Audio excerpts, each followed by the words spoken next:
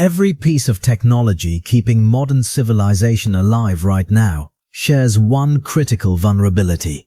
Power grids, satellites, GPS, hospital systems, the financial networks processing every transaction on Earth. One event can take all of it down simultaneously. On May 10, 2024, that event sent its first warning shot. At 11:18 p.m., the first severe solar storm in 20 years crossed Earth's magnetic field. Behind the auroras lighting up skies at latitudes they should never reach, GPS-guided farm equipment was silently planting crops in the wrong fields. Satellites were burning irreplaceable fuel just to stay alive. The sky was beautiful. The damage was invisible. That storm wasn't close to the worst the sun can do. And right now, the sun is in a far more violent cycle than the scientists who monitor it full-time predicted, and it's proving they don't fully understand it. The question this video is going to answer is, what happens when a real one hits? Not a warning shot, the actual event. In 2019, experts from NASA, NOAA, and the International Space Environment Services tried to predict this cycle. They looked at the weak cycle before it and assumed this one would follow the same pattern, peaking at around 115 sunspots. Quiet, nothing special. They were wrong. By October 2024, NASA and NOAA announced the sun had already reached solar maximum, months earlier and stronger than predicted. The numbers refused to match the forecast. This isn't a minor calibration error. These are the agencies that track solar storms in real time to protect satellites, power grids, and astronauts. If their models are off on the cycle itself, what else might they be missing? To understand just how wrong they were, you need to know what they were actually counting. Sunspots, dark patches where magnetic fields punch through the sun's surface. More sunspots mean more magnetic chaos, and more magnetic chaos means more flares and more coronal mass ejections hurling charged particles toward Earth. The prediction panel expected a sleepy cycle. Instead, they got a star that was wide awake and throwing punches. The proof showed up in flares. On October 1, 2024, an X7.1, strong enough to cause radio blackouts across the sunlit side of Earth. 2 days later, the same sunspot region fired again, an X9.0, the strongest flare of the entire cycle, the kind of event that, if aimed directly at Earth, can stress the entire global power grid. And it wasn't a one-off. November brought an X5.16, and in February 2026, a single hyperactive region fired 18 mid-level flares and 3 X-class events in a single 24-hour window. 18. In one day. The sun hasn't had a single day without sunspots in all of 2025. During quiet solar cycles, spotless days are routine. The sun goes blank for days or even weeks at a time, a visible sign that the magnetic chaos has calmed. In all of 2025, that happened exactly 0 times. So far in 2026, it's happened 3 times out of more than 160 days. The surface is constantly churning. The machine hasn't rested. Every model they used to build our space weather warning systems was calibrated on the assumption that solar cycles are roughly predictable. This one has broken that assumption. The question isn't whether another big storm will come. It's whether the systems we built to protect against one were designed for a sun that no longer exists. But May 2024 wasn't even close to the worst thing the sun has ever thrown at us. So let's go back to May 10th, 2024, the night the warning shot arrived. By the time it hit Earth, scientists had already given it the highest classification on the scale, a G5 geomagnetic storm, the first in 21 years. On the night of May 10th, something impossible was happening in the sky over places that never see it. People in Florida, Texas, Mexico, and southern France stepped outside and looked up at curtains of green and red light they had never seen in their lives and never expected to. Some of them had no idea what it was. Social media filled with thousands of photographs within hours, people tagging their locations in disbelief. Phoenix, Miami, Madrid. It was genuinely one of the most beautiful things the sky has produced in a generation. And while everyone was looking up, things were quietly breaking. Navigation signals drifted by up to 230 feet, silently, with no alarm, no warning light. For a farmer running GPS-guided equipment through the night, that drift is invisible until the morning. You walk the field and the rows are wrong. Seeds planted in the wrong soil, at the wrong depth, in patterns your irrigation system wasn't designed for. You can't unplant them. A 2025 study estimated the total agricultural damage across affected regions at $500 million, and most of the farmers who contributed to that number didn't know the storm had done anything to them until days later.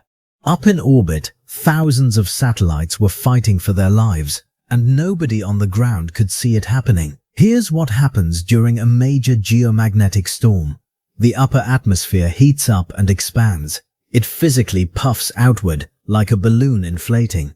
For satellites in low orbit, suddenly there's more atmosphere where there wasn't any before. More atmosphere means more drag. More drag means the satellite starts losing altitude. Left uncorrected, it falls. Starlink alone operates thousands of satellites in exactly this vulnerable zone. During the May 2024 storm, operators across every major constellation had to fire thrusters continuously just to hold position, burning through fuel reserves that cannot be restocked. You can't send a fuel truck to orbit. Every firing shortens a satellite's working life. Some were retired early. The storm didn't destroy them in a flash. It quietly stole years from them. A G5, the highest level on the scale, $500 million in agricultural damage alone. Satellites quietly shortened in their lifespans. GPS systems that lied to farmers in the dark. And if our instruments are underestimating modern storms, then the historical records we use to understand events like the Carrington Event of 1859 maybe underestimates too. Which raises a question that should be deeply uncomfortable. How bad was it, really? To understand how bad it can get, we have to go back to the one time it already happened. September 1859. A British astronomer named Richard Carrington was watching the sun through a telescope when he saw something no one had ever recorded before. A blinding flash of white light on the sun's surface. Telegraph wires ran for hundreds of miles across continents, and during the storm, those wires acted like giant antennas, picking up electrical currents straight out of the sky. Some operators got knocked back by the shocks. In some stations, the induced current was so strong that telegraph paper, the paper the machines printed messages on, caught fire from the heat of the current alone. And in the sky, auroras appeared over Hawaii, Cuba, and Colombia, thousands of miles from where the northern lights are ever supposed to be seen. Here's what a Carrington-level storm looks like for the world we actually live in. The storm hits the power grid first, and power lines are exactly the kind of long-distance antenna that destroyed telegraph wires in 1859, except now they're carrying enough current to overload transformers. The U.S. Geological Survey has specifically warned that high-voltage transformers across the United States, especially at higher latitudes, could be permanently damaged, not just knocked offline, permanently. Some of these transformers take over a year to manufacture and replace. At the same time, satellites take a direct hit of radiation far beyond what their shielding was built for. Solar panels degrade. Some satellites lose control entirely and begin to tumble. GPS doesn't drift this time. It goes out completely, for hours, possibly days, across entire regions. And the internet, the thing connecting all of this, runs partly through undersea cables, which pick up the same induced currents that fried telegraph wires in 1859. The ocean floor becomes an accidental antenna network, and regional backbone failures start cascading outward. Power, satellites, navigation, and the internet, the 4 systems modern civilization runs on, all under attack from the same event, at the same time, within the same hour. The 1859 storm took less than 18 hours to cross 93 million miles of space, because earlier eruptions had already cleared a path through the solar wind, like a highway with no traffic. A modern repeat could move just as fast. 18 hours, that's the warning window.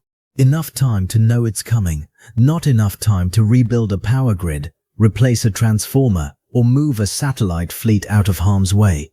We would see it coming, we just couldn't stop it. The only thing left to do is scramble. So what does "we couldn't stop it" actually cost? Not in the abstract, in dollars, in days, in a single number someone eventually has to write down on an insurance form. In 2017, researchers at the University of Cambridge working with Lloyd's of London tried to calculate it. Their answer: extreme space weather could cause over $470 billion in business interruption and supply chain losses in the United States alone. Not over a decade total from one event. These numbers aren't abstract. Start with hospitals. Backup generators can run a hospital for days, not weeks. And if the regional grid is down for longer than that, at some point the fuel trucks that resupply those generators are also stuck in a region with no working traffic systems, no communications, and no fuel pumps that work without electricity. Now multiply that single problem outward. Factory shutdowns, refrigerated supply chains breaking down, frozen financial transactions, aviation grounded or rerouting because GPS is gone. Farmers who can't plant or harvest without satellite guidance, delivery networks with no idea where anything is, ports where the cranes, which run on GPS, simply stop, markets that can't settle trades because the timing signal for the entire financial system comes from space. We already know why we're more exposed than 1859 was. What's harder to accept is how soon this might happen again. Here's the number that should actually worry you. A Carrington-level storm is estimated to happen roughly once every 100 years. 100 years sounds safe. It sounds like not in my lifetime. But our entire electrical civilization, power grids, telegraph onward, is only about 140 years old. And in that 140-year window, we've already had one. 1 in 100 years isn't a comforting statistic when you realize we're already overdue by some measures. And we built everything we depend on during the one stretch of history where this hasn't happened yet. And remember, the May 2024 storm, the one that cost $500 million and burned satellite fuel reserves we can't replace, that was a G5, the highest category we track. And it still wasn't a true Carrington-level event.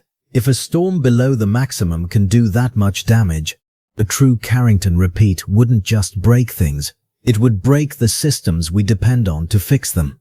So if we'd see it coming but couldn't stop it, what does seeing it coming actually look like in 2026? In September 2025, NASA launched a spacecraft called IMAP, the Interstellar Mapping and Acceleration Probe. It's now sitting at a gravitational sweet spot called the L1 Lagrange point, about 1 million miles between us and the Sun. Its job is to watch for the next one before it arrives and give us more warning than we've ever had.